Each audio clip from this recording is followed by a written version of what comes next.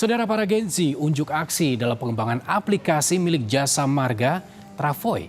Inovasi dari para Gen Z ini diharapkan semakin mempermudah masyarakat dalam pemanfaatan Travoy. 5 besar finalis adu ide, gagasan dan strategi dalam final Travoy Wowcast Competition 2026 di Kota Kasablanka, Jakarta pada Sabtu siang. Sebelumnya, peserta yang merupakan Gen Z ini telah melalui seleksi ketat dari 261 tim yang berlanjut ke tahap 12 besar semifinalis hingga jajaran 5 besar. Para peserta antusias mempresentasikan strategi terbaik dalam mendorong pertumbuhan aplikasi Travoy. Penilaian berupa insight, pendekatan solusi, hingga rencana eksekusi. Direktur Utama Jasa Marga Rifan Ahmad Purwantono hadir langsung dalam acara ini. Rifan mengapresiasi seluruh peserta yang berlomba dengan menampilkan kemampuan serta inovasi terbaiknya meski masih berstatus mahasiswa. Rifan berharap jutaan pengguna jalan tol bisa semakin terbantu dan dipermudah sehingga Travoy menjadi aplikasi pilihan masyarakat. Champion di daerahnya masing-masing di seluruh Indonesia dan terpilihlah 15 besar sampai dengan 3 besar. Dengan demikian diharapkan ini memberikan masukan ya buat kita karena setiap aplikasi yang dikembangkan apalagi diperlukan untuk pelayanan publik selalu dinamis, selalu harus agile atau adaptif dengan kebutuhan masyarakat. Masukan atau kemudian inovasi ini menjadi penting buat kita. Waktu lama kita bisa akan terus mengaplikasikan dan pada kesempatan yang lain ini nggak berhenti juga di sini. Nanti akan kita lakukan secara terus-menerus ya setiap tahunnya. Pemenang Travoy Wowcast Competition 2026, UITB Co. bersyukur atas kemenangan yang diraih. Perjuangan menyiapkan gagasan sejak bulan Februari berbuah manis. Strategi UITB Co. menjadikan Travoy sebagai aplikasi untuk mendukung gaya hidup sehingga menjangkau masyarakat lebih luas. Strategi kami mungkin yang membedakan dari peserta-peserta lainnya mungkin memang sudah sangat keren. Cuma kami ingin menekankan bagaimana kami meningkatkan gamifikasi dan retensi. Jadi tidak sekadar menciptakan journey marketing yang gimmick gitu. Jadi kami ingin menjadikan Travoy itu sebagai salah satu aplikasi lifestyle yang ingin kami jadikan rebranding dalam strategi ini. Jadi itu yang mungkin alhamdulillah juri memberikan kesempatan bagi kami untuk jadi juara. Terima kasih. Selain final Wowcast Competition 2026, Jasa Marga juga menyediakan booth Travoy dengan berbagai permainan seru, hadiah menarik, hingga simulator mengemudi yang menghibur pengunjung. Selain mengembangkan inovasi, pengguna jalan juga diharapkan turut serta sadar akan keselamatan, salah satunya dengan Travoy. Putri Oktaviani, Hani Rivelino, Kompas TV, Jakarta. Musisi Ahmad Dhani berbahagia menyambut kelahiran cucu pertamanya dari Al Ghazali dan Alisa Degais. Meski antusias mendapat cucu baru, namun Ahmad Dhani tak ingin dirinya dipanggil kakek dan memilih dengan sapaan Jidi. Selain itu, Ahmad Dhani juga menolak tegas cucunya merupakan bayi perdamaian dengan Maya Estianty, mantan istri pertamanya. Bantahan tegas Dhani seolah mengartikan konfliknya dengan Maya belum juga berakhir, meski keduanya kini berstatus kakek nenek. Dilansir dari Grid ID, ungkapan ini disampaikan Ahmad Dhani saat menjenguk cucunya dari Al dan Alisa. Putri pertama Alisa dan Al Ghazali diketahui bernama Solehil Zebura Ghazali yang lahir di JWCC ASI Hospital Jakarta Selatan Minggu 10 Mei. Dhani mengungkap alasannya memilih dipanggil Jidi untuk panggilannya lantaran ia telah menyiapkan nama dalam bahasa Arab. Dhani juga mengungkap rasa bangganya terhadap Alisa lantaran memilih persalinan normal di zaman sekarang. Dhani menyebut keputusan Alisa untuk kelahiran normal adalah hal yang langka di era modern saat ini. Sebelumnya Al Ghazali dan Alisa mengumumkan kelahiran putri pertama mereka di hari yang sama pada pukul 8.16 waktu Indonesia Barat. Lewat Instagram pribadinya, Al menulis pesan haru untuk putrinya. Al menyebut sang putri sebagai karunia besar dari sang pencipta hingga menambah kebahagiaan hidupnya bersama Alisa di dunia. Al juga menyebut Solehil sebagai jawaban doa berkah terbesar dan matahari kecil bagi dirinya serta Alisa. Meski demikian, Ahmad Dhani maupun Maya Estianty belum terlihat keduanya bersama menjenguk cucu pertama mereka. Lebih dari 60.000 jemaah haji Indonesia telah diberangkatkan dari Madinah ke Mekah untuk menjalani awal rangkaian ibadah haji. Jemaah diangkut menggunakan bus menuju ke Mekah. Mereka akan mengambil mikot terlebih dulu di Masjid Bir Ali sebelum meninggalkan Madinah. Jemaah haji diimbau mempersiapkan sebelum jadwal keberangkatan dan dapat memastikan segala kebutuhan ibadah haji terpenuhi.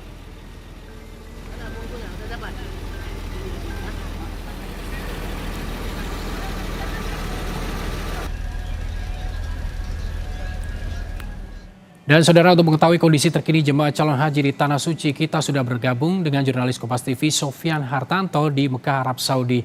Assalamualaikum, selamat malam waktu Indonesia, Sofyan. Waalaikumsalam, selamat sore waktu Arab Saudi, Aris Nagali. Ya. Sofyan, total sudah berapa kloter jemaah haji yang tiba di Tanah Suci dan rangkaian ibadahnya seperti apa?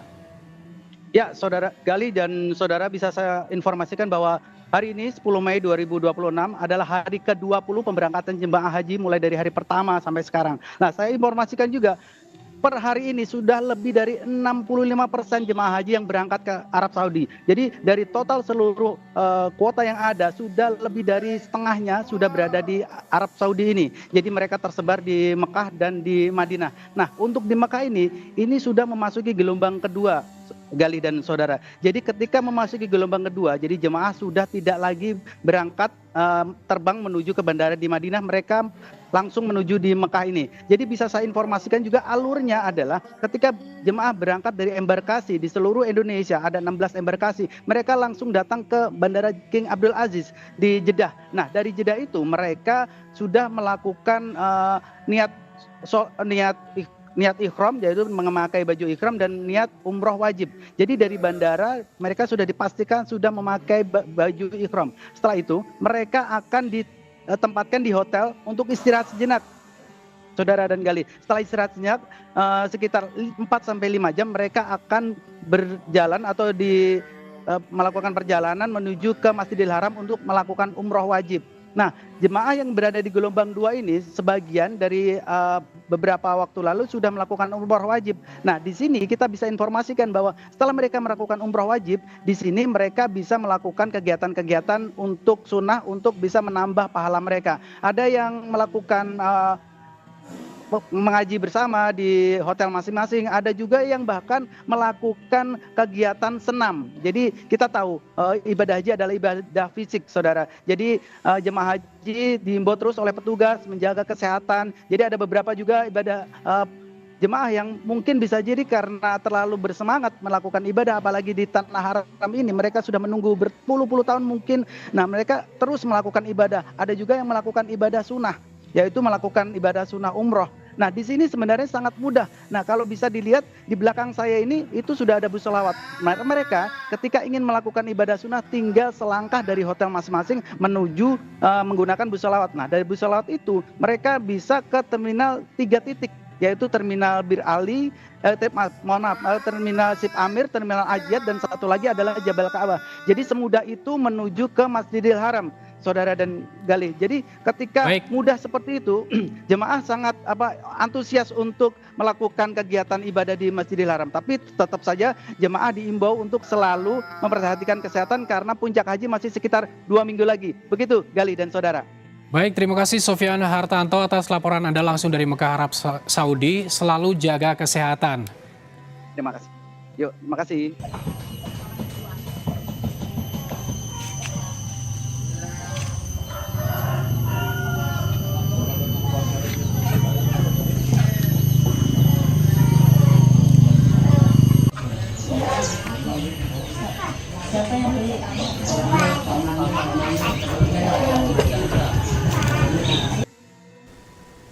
Seorang bocah perempuan berinisial SK 10 tahun ditemukan tewas dalam kondisi mengenaskan di area perkebunan warga di Desa Lawe Sempilang, Aceh Tenggara pada Jumat 8 Mei 2026. Korban sempat dilaporkan hilang oleh pihak keluarga sejak akhir April 2026 sebelum akhirnya ditemukan sudah tidak bernyawa. Insiden pembunuhan sadis ini meninggalkan duka mendalam bagi keluarga korban dan menggemparkan warga sekitar. Tim Satuan Intelijen dan Keamanan Polres Aceh Tenggara menemukan jasad korban di sebuah telaga perkebunan milik warga Desa Lawe Sempilang. Penemuan jasad korban dengan kondisi mengenaskan itu membuat keluarga dan warga sekitar terpukul mendalam.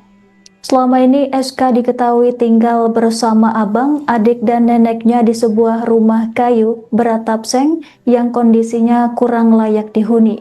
Seusai kabar duka menyebar, rumah sederhana tersebut dipenuhi kerabat dan tetangga yang datang menyampaikan bela sungkawa. Paman korban yakni Supriyadi meminta aparat kepolisian segera menangkap pelaku pembunuhan terhadap keponakannya. Keluarga juga berharap pelaku dihukum seberat-beratnya lantaran telah menghilangkan nyawa korban secara tragis. Menurut pihak keluarga, korban dikenal sebagai anak yang rajin bersekolah, taat beribadah dan aktif mengaji di lingkungannya. Nenek korban yakni Nuriza mengaku sangat kehilangan lantaran cucunya kini telah pergi untuk selamanya. Sementara itu, Kapolres Aceh Tenggara turun langsung ke lokasi kejadian untuk menyisir area sekitar tempat penemuan jasad korban.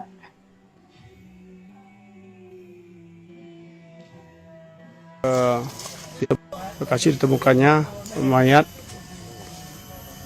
atau jenazah Khairunisa atau Sahila Khairunisa 10 tahun, warga desa Pintu Rimbe, Kecamatan Lawi-Alas, yang ditemukan di sebuah perkebunan di desa Lawi Sembilang, Kecamatan Lawi-Alas, yang tidak jauh dari rumah korban. Nah, ini dia lokasi saudara gue ini. Nah, ini kita lihat ada sebuah telaga di mana di sana mayat Sahila Khairunisa 10 tahun ini ditemukan dalam air yang mana ditutupi oleh ranting-ranting, yang ini ditemukan oleh Intelkam Polres Aceh Tenggara bersama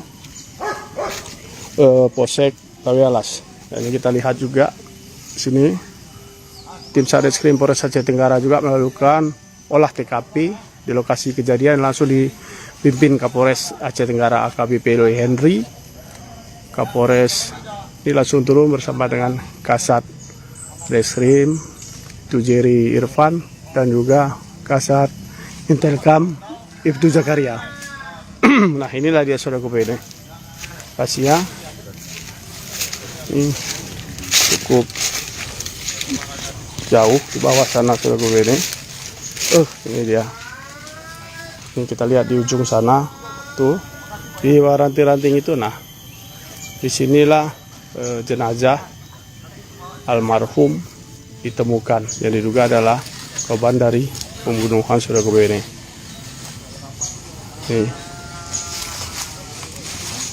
Lokasi ini sebenarnya tidak jauh dari rumah korban, hanya berjarak sekitar 350 meter. Namun di sini ada perkebunan coklat yang agak sedikit tertutup sehingga sulit sekali mencari, sehingga jasad korban yang sebelumnya menghilang ini mulai tanggal 29 April 2026, namun baru ditemukan pada tanggal 8 Mei 2026 pagi oleh Sat Intelkam Polres Aceh Tenggara di bawah kepemimpinan Kasat Intel Ibtu Zakaria. Kita lihat tim Polres Aceh Tenggara juga menyisir lokasi ini dan mencari petunjuk-petunjuk dan bukti-bukti lain terkait dengan ditemukannya jenazah Sahila Khairunisa, dan juga diturunkan 2 anjing pelacak yang siap mendeteksi dugaan terjadinya indikasi pembunuhan ini sudah kembali ini. Kita lihat ini adalah anjing pelacak dari FKL. Ada 2 ekor anjing jantan yang ikut membantu tugas kepolisian untuk mengungkap takbir pembunuhan yang menghebohkan di Kabupaten Aceh Tenggara ini. Nah, ini juga kita lihat ada polis lain yang dibuat oleh polisi, yang dimana ini salah satu lokasi ditemukannya jilbab korban, tepatnya di bawah pohon kayu yang tumbang ini. Dia menyembunyikan jilbab korban di situ, saudara ini. Nah, ini adalah salah satu TKP. Yang kedua setelah TKP yang pertama di telaga di sana, saudara ini.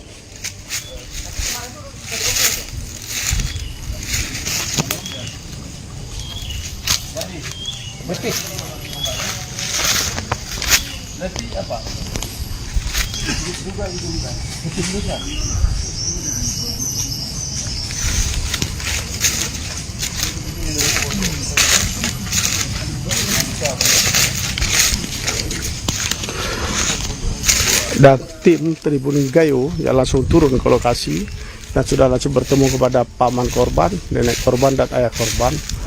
Nah, mengatakan memang selama ini Khairunisa tidak pernah berselisih paham dengan anak-anak sebaya dia, apalagi dengan masyarakat, karena dia berkeperilakuan baik, rajin sekolah dan juga aktivitas di luar sekolah tentunya mengaji.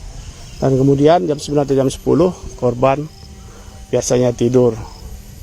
Nah, kepergian korban ini tentunya membuat pilu dan menyayat hati keluarga, apalagi di saat korban menghilang ini neneknya sedang berada di Takengon, yang kebetulan pergi ke Takengon untuk upahan mencari rezeki mengutip kopi.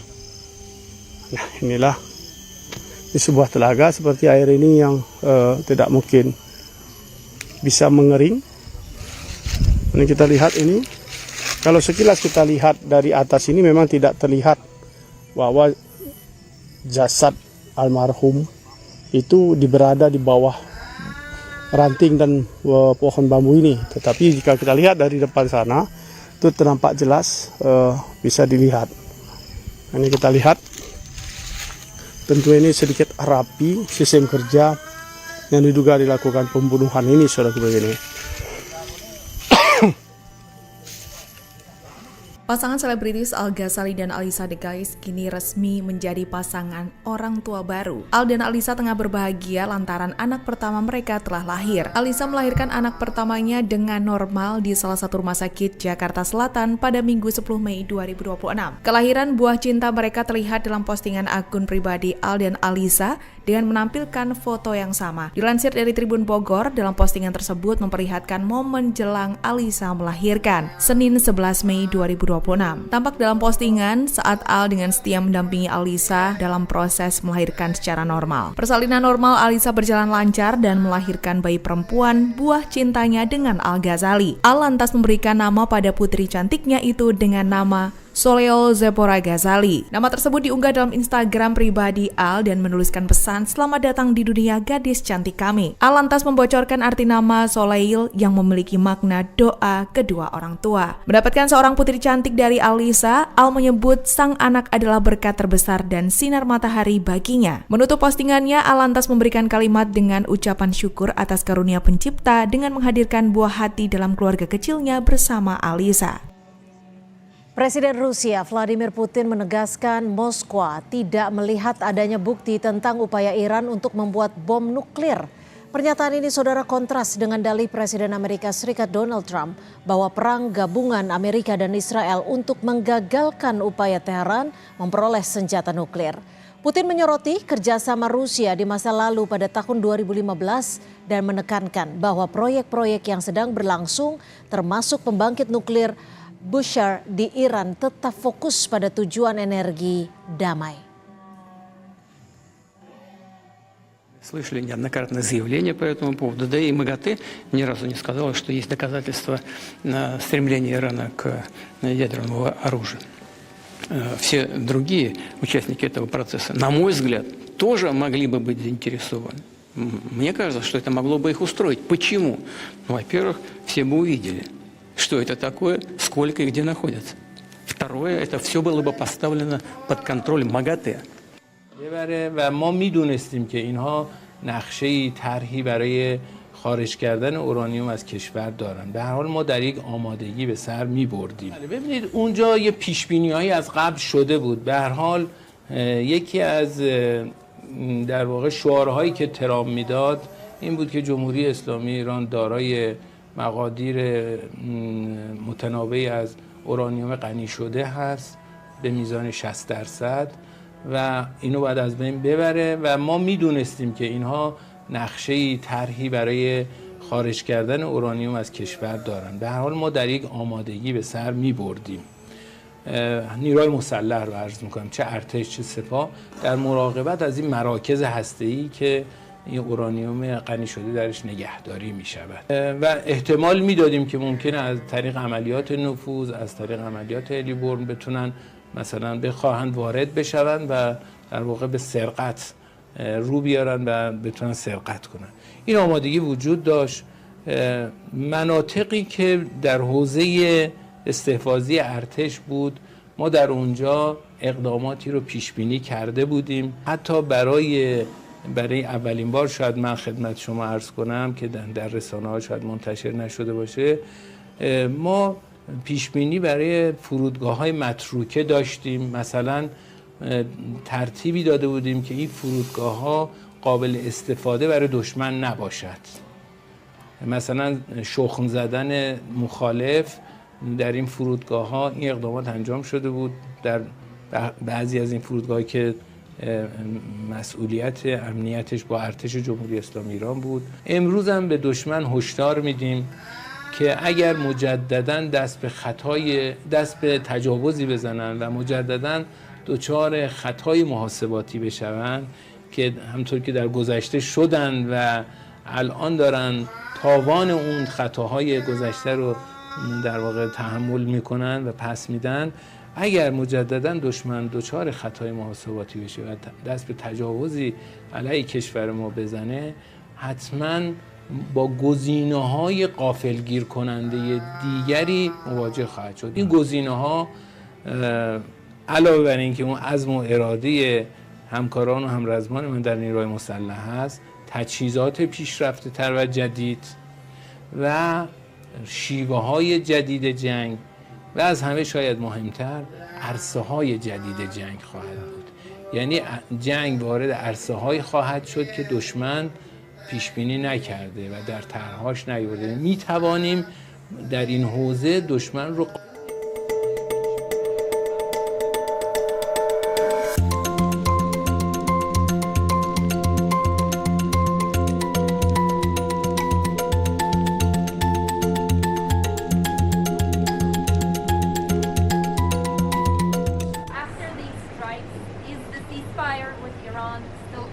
Yeah, it is.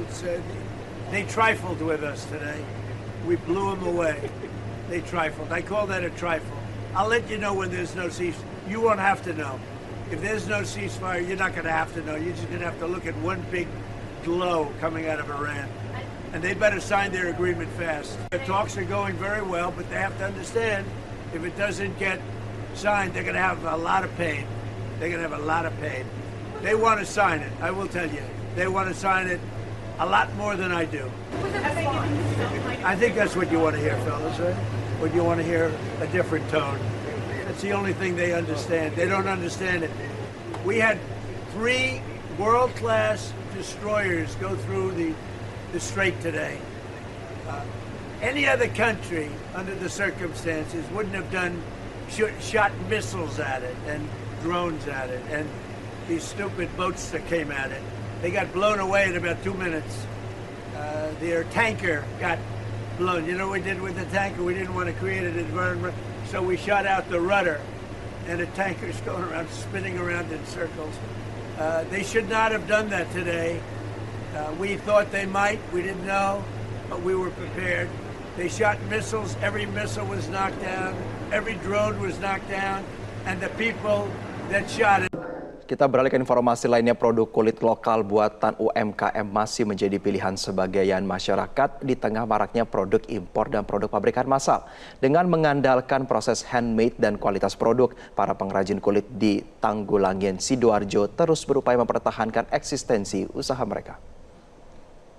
Di tengah gempuran produk-produk impor dan juga barang pabrikan massal, salah satu UMKM usaha kulit lokal di Tanggulangin, Sidoarjo, justru mempertahankan proses handmade sebagai nilai tambah dan juga identitas karya dalam negeri.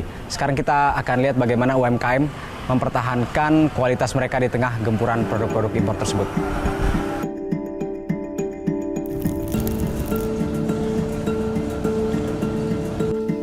Inilah UMKM produk kulit yang konsisten menjaga kualitas dan bersaing dengan produk impor. Suara mesin jahit dan aktivitas para pengrajin menjadi penggerak utama di workshop Sandy Leather di Tanggulangin, Sidoarjo, Jawa Timur. Di tempat inilah berbagai produk kulit seperti tas dan dompet dibuat secara handmade dengan proses yang membutuhkan ketelitian tinggi. Usaha ini berdiri sejak tahun 2012. Awalnya, Sandy hanya menjual produk titipan para pengrajin di pameran pasar mingguan di Solo. Dari pengalaman itulah, bisnis ini terus berkembang hingga memiliki workshop dan jaringan produksi sendiri. Bagi Sandy, Tanggulangin bukan sekedar tempat produksi. Kawasan ini memiliki sejarah panjang sebagai sentra kerajinan kulit yang sudah dikenal sejak dulu. Awal mulanya kita ambil dari teman-teman perajin itu untuk kita jualin di pameran-pameran. Mulai dari situ berkembang jadi punya tukang sendiri, punya perajin sendiri, kita produksi sendiri, kita R&D sendiri. Meski produk lokal terus berkembang, tantangan tetap ada. Mulai dari ketersediaan bahan baku, fluktuasi nilai tukar hingga persaingan dengan produk impor. Kita jualan handmade dan jualan cerita kalau Tanggulangin ini harus diangkat lagi. Jadi cerita bahwa Tanggulangin sebagai tempat legendaris perajin kulit itu kita angkat terus buat bisa bersaing sih. Jadi cerita itu kita akan terus amplifikasi buat sebagai pembeda dan tetap kualitas dari bahan baku dan bahan pendukung harus tetap terjaga. Dalam proses produksi, setiap lembar kulit dipilih dengan teliti untuk memastikan tidak ada cacat pada produk yang dihasilkan. Tahapan produksinya pun tidak sederhana, mulai dari membuat pola, memotong, menipiskan kulit hingga menjahit secara presisi. Proses handmade ini membutuhkan keahlian khusus dan pengalaman bertahun-tahun, sebab material kulit memiliki karakter yang berbeda dengan bahan imitasi. Kesulitan kulit itu mungkin beda dengan imitasi. Kalau imitasi nggak pakai penipisan, nggak untuk membantu lipatan kan ini susah kalau dilipat. Kan tebal, nah dia harus ditipisin dulu. Kulit kan butuh ditempelin dulu biar presisi, nah terus biar nggak sampai goyang waktu dijahit kayak ini sebelum itu kan ditempelin dulu gitu. Ya bangga lah, apalagi kalau kita punya brand sendiri, ya kan. Untuk menjaga kualitas, Sandy mengaku selalu memilih material dan hardware dengan kualitas terbaik. Mereka juga terus mengikuti tren agar produk lokal tetap relevan di pasar. Tak hanya mengandalkan penjualan offline, usaha ini kini juga memperluas pasar secara digital. Mulai dari website hingga penjualan ke luar negeri melalui marketplace. Sekarang cara mainnya sudah beda, jadi konten juga penting buat UMKM untuk terus eksis. Upaya menjaga kualitas itu pun diapresiasi oleh para pembeli. Salah satunya Raffi, yang menilai produk lokal ini tak kalah dengan brand lain. Bagi Raffi, produk lokal tak hanya menawarkan kualitas, namun juga harga yang lebih terjangkau dan model yang terus mengikuti perkembangan tren. Saya lihat di sini juga kualitasnya nggak kalah saing sih, karena biasanya saya lihat dari jahitannya tuh, terus sama bahan kulit asli sih.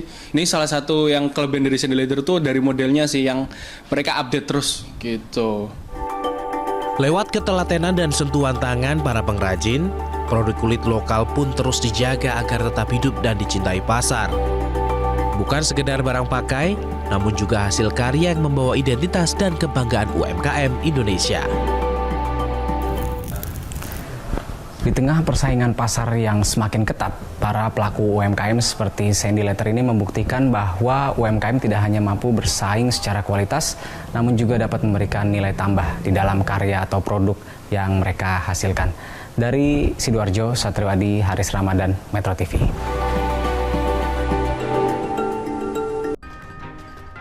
Kembali lagi di Berita Utama bersama saya, Tata Nova Siliana. Saudara, kecelakaan rombongan wisatawan asing terjadi di jalur wisata Gunung Bromo Probolinggo, Jawa Timur Sabtu sore. 4 orang terluka dalam peristiwa ini. Hanya pandai memainkan emosi kita. Mereka itu rajin memberi perhatian, kemudian respon banget ketika kita ada hal-hal yang... Inilah detik-detik kecelakaan minibus wisatawan Singapura di jalur wisata Gunung Bromo Probolinggo, Jawa Timur. Kecelakaan bermula saat kendaraan melaju dari arah Bromo dan di waktu bersamaan 3 kendaraan lain melintas naik menuju kawasan wisata. Kerasnya benturan membuat penumpang di dalam mobil Renault terluka.